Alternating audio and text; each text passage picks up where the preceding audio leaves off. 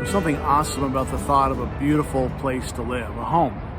It's kind of the dream of every person to have a place, first of all, a roof over your head. Second of all, a really cool place to live. For the last 11 months, I've spent most of my days off working in the basement, taking about 1,400 square feet of unfinished concrete and turning it into what will be a beautiful 3-bedroom, 2-bathroom, kitchen, dining room. Now, the author of Hebrews uses this house as an analogy to the work of Moses and the work of Jesus.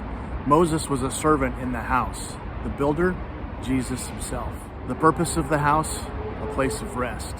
The tragedy, nobody moves into the house. How is that possible? Why would anybody not move into a house? Well, it's the battle of belief. It's the battle of faith. And the writer of Hebrews' example is the Israelites who in the desert were on their way to a place of rest. What could have been a 2-year trip turned into a 40-year hiatus, where one entire generation never did enter into the place of rest. Is the person building the house trustworthy? Is the house actually a good place? Is living indoors preferable to living in the wilderness?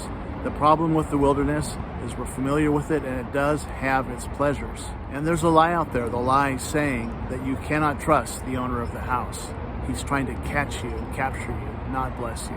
Now, I can't think of anything worse than finishing this basement I'm working on and nobody ever moving into it. And amazingly, those of us who refuse to trust the God who has a house for us end up cursing him because of the hardship we go through out here in the wilderness. The battle is belief. The testing ground for the battle is the hardship that we experience here. Can we put our faith in?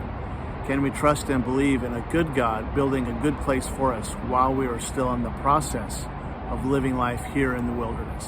Can we believe what we cannot see? Or will we turn away from and rebel against the God who wants to bless us? This is why the writer says, don't harden your hearts. Today is the day you can enter his rest. Please believe the promised blessing of rest. God has rest for me, and he has it for you.